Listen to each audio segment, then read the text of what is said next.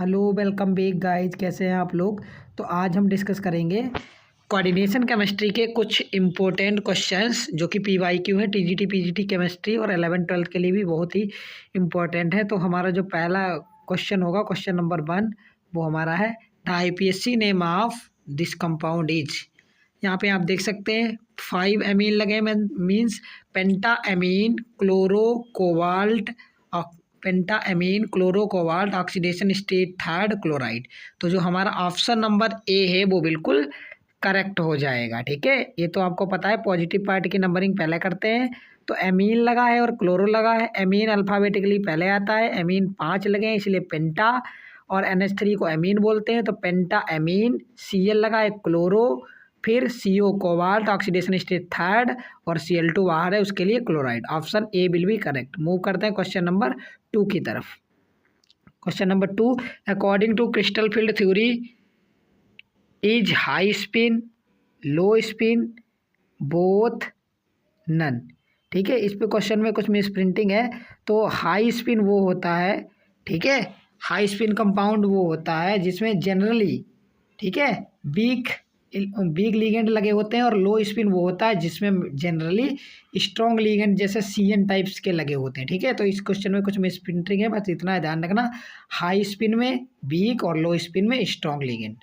Question number 3, which of the following ligand is bidentate है। NH3 हम जानते हैं NH3 मोनोडेंटेड होता है, Cl- भी मोनोडेंटेड होता है, Cn- भी मोनोडेंटेड ही है, और जो ऑक्सलेट है ऑप्शन नंबर बी C2O4 2-, इसे हम बाइडेंटेट बोलते हैं। ठीक है, ये बाइडेंटेट लिगेंड है, ये एक बार में 2 pair of electron central metal atom को देता है। ठीक है, मतलब 4 इलेक्ट्रॉन देता है, इट मीन्स 2 पेयर डोनेट करता है सेंट्रल मेटल एटम को। तो option B is correct. Move करते हैं क्वेश्चन नंबर 4 की तरफ। तो क्वेश्चन नंबर 4 है the correct order of crystal field splitting energy. हमें पता है स्पेक्ट्रोकेमिकल सीरीज में हमें बताया जाता है कि जो स्ट्रॉन्ग लिगेंड होगा उसकी CFSC सबसे ज़्यादा होगा, स्प्लिटिंग एनर्जी सबसे ज़्यादा होगी। तो इन्हें हम अरेंज करना चाहते हैं, इन्हें हमें अरेंज करना है। तो सबसे पहले हमारा सबसे ज़्यादा होगा Cn- का, फिर H2O का होगा, फिर NH3 का होगा, और उसके बाद I- का होगा। जिस ऑर्डर में है उसी वही ऑर्डर सब सही होगा। ठीक है, तो I- की सबसे कम, फिर NH3 की उससे ज़्यादा, फिर H2O का उससे ज़्यादा स्प्लिटिंग होगी, और Cn- की सबसे ज़्यादा। अब हम मूव करते हैं क्वेश्चन नंबर 5 की तरफ। तो हमारा क्वेश्चन नंबर 5 है द लिगेंड एथाइलिन डाइएमीन, जिसे EN भी कहते हैं, इज मोनोडेंटेट होता है, बाईडेंटेट होता है, ट्राईडेंटेट होता है, हेक्साडेंटेट होता है। मोनोडेंटेट वो होते हैं जो केवल एक पेयर ऑफ इलेक्ट्रॉन देते हैं, मतलब 2 इलेक्ट्रॉन देते हैं सेंट्रल मेटल में। बाईडेंटेट 2 पेयर देंगे मतलब 4 इलेक्ट्रॉन, ट्राईडेंटेट 3 पेयर देंगे मतलब 6 इलेक्ट्रॉन, और हेक्साडेंटेट देंगे 6 मतलब 12 इलेक्ट्रॉन। 6 पेयर मतलब 12 इलेक्ट्रॉन। तो जो EN होता है वो बाईडेंटेट होता है, 2 पेयर देता है। तो option B is correct. Question number 6 की तरफ मूव करेंगे। क्वेश्चन नंबर 6 है हमारा which of the following ligand is ambidentate. बहुत ही इंपॉर्टेंट क्वेश्चन है, और इसको याद रखना, एम्बीडेंटेट वही होते हैं जो पहले तो मोनोडेंटेट हों, उनमें 2 डिफरेंस डोनर साइट होनी चाहिए। तो जैसा कि आप Cn- में देख सकते हैं, Cn जो होता है वो मोनोडेंटेट भी है। ठीक है, पहली बात वो मोनोडेंटेट है, और उसमें 2 डोनर साइड हैं, C भी डोनेट कर सकता है इलेक्ट्रॉन, N भी डोनेट कर सकता है। तो मोनोडेंटेट भी है और 2 डोनर साइट भी, इसलिए ऑप्शन नंबर सी करेक्ट हो जाएगा। ऐसे लिगेंड को एम्बीडेंटेट बोलते हैं। ठीक है, अब हम मूव करेंगे क्वेश्चन नंबर 7 की तरफ।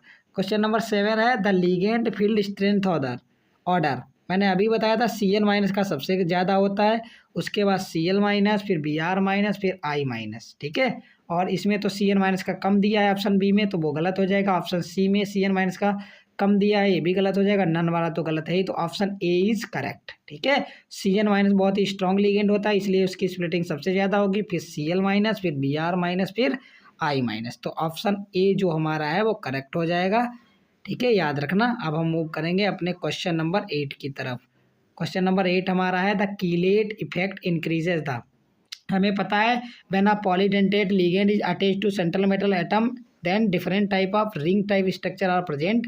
These rings are known as chelate ring and this phenomena is known as chelation, और chelate compound बन जाता है। ठीक है, तो chelate compound क्या करता है, अगर chelation होता है वहाँ पे तो स्टेबिलिटी बहुत ही इंक्रीज हो जाती है। ठीक है, कलर से कोई लेना देना नहीं है, मैग्नेटिक मोमेंट से भी कोई लेना देना नहीं है, स्टेबिलिटी से लेना देना है, ठीक है। जब कीलेट इफेक्ट आ जाता है तो स्टेबिलिटी बढ़ जाती है, तो option C will be correct. Okay, अब हम मूव करेंगे क्वेश्चन नंबर 9 की तरफ। हमारा क्वेश्चन नंबर 9 है the coordination number of nickel. Nickel की कोऑर्डिनेशन नंबर बतानी। हम जानते हैं कि जितने मोनोडेंटेट लिगेंड लगे होते हैं उसे उसकी कोऑर्डिनेशन नंबर बताते हैं। तो यहाँ पे लिगेंड कितने लगे हैं, 2 ईएन लिगेंड लगे हैं, लेकिन ईएन जो होता है वो बाइडेंटेट लिगेंड होता है, इसलिए इसका कोऑर्डिनेशन नंबर डबल काउंट किया जाएगा, मतलब 2 2 जा 4। तो जो निकिल की कोऑर्डिनेशन नंबर है यहाँ पे वो 4 है, ठीक है। ऑप्शन हमारा कौन सा है, 4 वाला, ऑप्शन नंबर बी, ठीक है। तो ऑप्शन बी हमारा करेक्ट हो जाएगा, यहाँ पे जो कोऑर्डिनेशन नंबर है वो 4 है। अब हम मूव करेंगे अपने लास्ट क्वेश्चन के लिए, जो कि क्वेश्चन नंबर 10। हाँ, तो देखेंगे question number 10, which of the following coordination compound shows linkage isomerism. Linkage isomerism कौन शो करता है, तो लिंकेज आइसोमेरिज्म बहुत ईजी होती है, मैंने बताया था आपको। लिंकेज आइसोमेरिज्म का मतलब होता है लिंकिंग में डिफरेंस होगा, मतलब सेम ही लिगेंड होगा लेकिन 2 अलग अलग डोनर साइड से वो लिंक होगा। जैसे पहला है CONH3 का 6, तो नाइट्रोजन और हाइड्रोजन कभी नहीं, क्योंकि हाइड्रोजन डोनर होता ही नहीं है, ठीक है।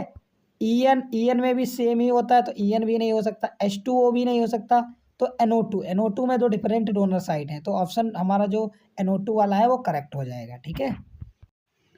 तो यहाँ पे जो हमारा ऑप्शन नंबर बी है NO2 वही सही हो जाएगा, क्योंकि NO2 2 तरीके से जुड़ सकता है, हो सकता है कोबाल्ट से ऑक्सीजन डायरेक्टली जुड़े, या हो सकता है कोबाल्ट से नाइट्रोजन डायरेक्टली जुड़े, ठीक है। नाइट्रोजन जुड़ता है तो दूसरी लिंकिंग होगी, ऑक्सीजन के थ्रू जुड़ता है तो दूसरी लिंकिंग होगी। इसका मतलब 2 अलग अलग लिंकिंग हो जाएंगी, 2 अलग अलग लिंकिंग हो रही है, इसका मतलब क्या हो जाएगा, लिंकेज आइसोमेरिज्म हो जाएगी, ठीक है। ये हमारा लास्ट क्वेश्चन था। तो थैंक यू गाइस, ये थे आज के हमारे कोऑर्डिनेशन केमिस्ट्री के 10 इंपॉर्टेंट PYQs और इंपॉर्टेंट क्वेश्चन जिनकी आपको प्रैक्टिस करनी है, और ये बहुत ही हेल्पफुल है, ठीक है।